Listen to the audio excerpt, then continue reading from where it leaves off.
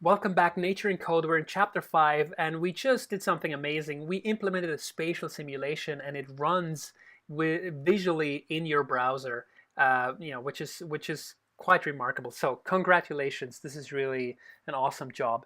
So we mentioned in the previous video that something strange seems to be going on. We get these clusters, and we seem to be losing quite a bit of heterozygosity, and the genotypes don't seem to be at Hardy-Weinberg frequency anymore. But it's kind of hard to just state that.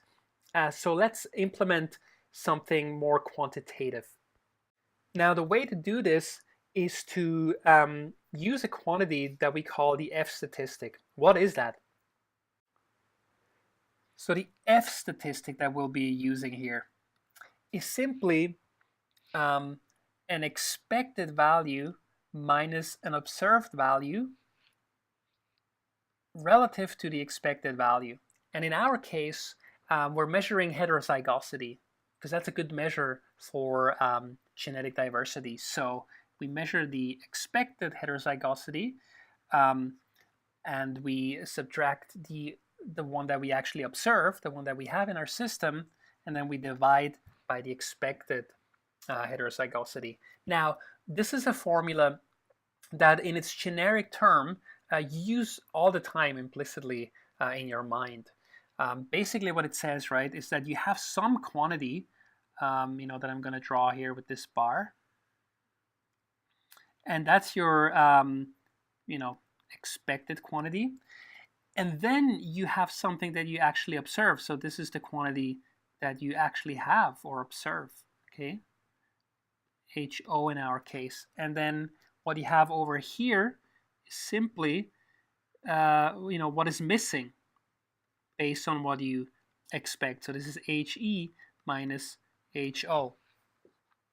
And to make an example outside of the context of biology, you could think of this as, perhaps you expect a payment, right? So let's say you expect a payment of, $100, say. Okay, so your expected payment would be $100. Now let's say you actually get a payment of $80. So the difference will be $20. Now, $20, as an absolute term isn't really helpful because, you could have a situation where you're also missing $20, but your situation, could be like this. Oops, I need to change the color here. Your situation could be like this, where your expected value would actually be, just to make an extreme example, 100 million. And now you're basically getting practically everything except $20. Okay, so the difference here would still be $20, and so you're effectively getting only, quote unquote, 99,999,980. So you see what I mean? This difference here in absolute term is the same, but of course in relative terms, relative to what you expected in the first place, this is a pretty big deal because it's 20%, whereas here this is, basically nothing. It's negligible, in the context of $100 million. And so that's just what this division does. So this is the difference here, visualized here, and this just means, relative to what you expect. And you do this all the time in your mind, right? You have some quantity, and if it's not what you expect, you still ask yourself, well, okay, what's the difference? And then you put it in the context of what you expected. So we call this the F statistic, or in the case of this model, this is called the inbreeding coefficient. So it measures the difference between what you should have and what you actually have relative to what you should have in terms of heterozygosity. Okay, now we can implement this quite easily. We're just going to go to our code, and we're going to find our print data print data function down here. Okay, and now we're going to modify this just a little bit. Right after here, after we plotted the the absolute counts of the genotypes, we're going to calculate this this quantity. So at first we need to we need to figure out how many individuals we have. There's many ways to do this. One way is just to add up all these counters, right? A1A1 plus A1A2 plus A2A2. The other way would have been to just square the grid length. And now we can say, okay, what is our observed heterozygosity? I'm going to call this var h underscore O. So what is the heterozygosity that we observe? Well, it's the number of heterozygotes, divided by the population size. It's the fraction of heterozygotes that we actually see in the population. Now, what is the expected number? The expected number is the Hardy-Weinberg frequency for the heterozygotes. What is the Hardy-Weinberg frequency? Well, you know that. It's 2pq, right? So first we need to calculate what our current p is. So I'm going to calculate p here. And as you know, p is simply the amount of A1 alleles divided by the total amount of alleles. So how many A1 alleles do we have? Well, we have 2 alleles from each A1A1 individual, and we have 1 A1 allele from each A1A2 individual. So we're going to add this up here twice, the amount of A1A1 plus A1A2, and then we have to divide this by the total number of alleles that we have, and that is 2 times n, right? Because we have n diploid individuals, and so 2 times n is the total number of alleles that we have. So this is our current p.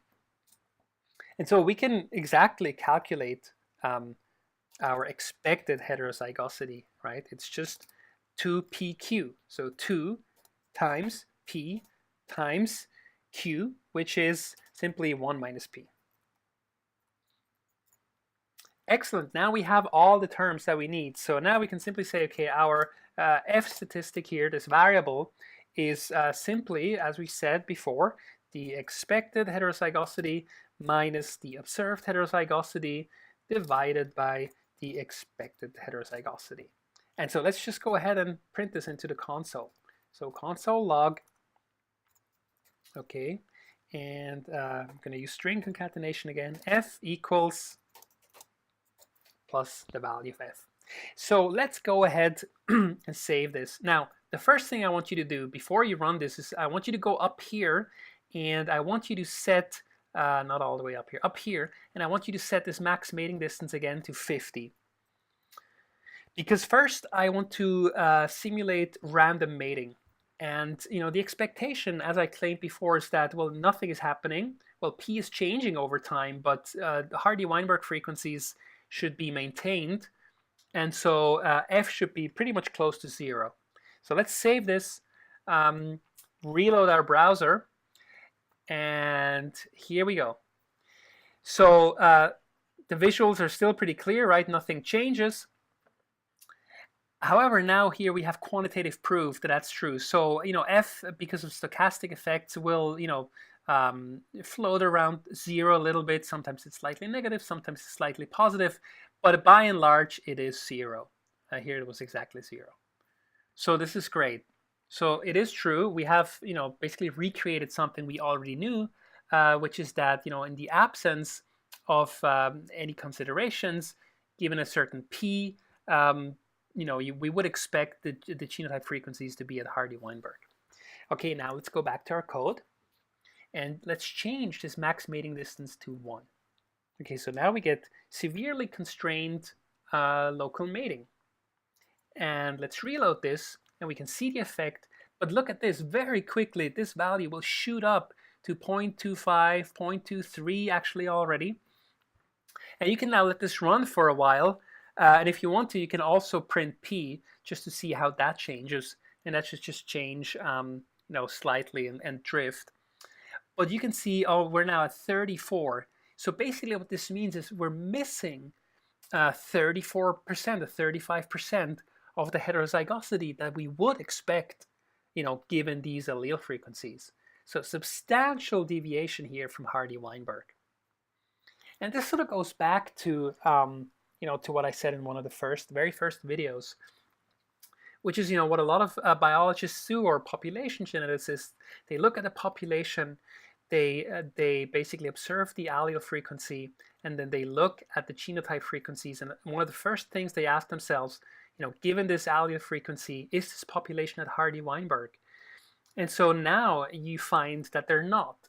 And the answer here in this particular case has nothing to do with selection, has nothing to do with anything other than just the fact that there's substantial inbreeding going on because of these spatial constraints of mating. And it's now at 40%. So this concludes this chapter and this video. I think it's quite nice what you've done here. You've essentially implemented this spatial, stochastic, individual-based genetic simulation of evolution. So that's quite a mouthful, but you've also, really done a great job doing this. And, in terms of JavaScript concepts, we haven't learned many new things. Well, we've learned about this new method, setInterval, which is quite handy when it comes to visualizations.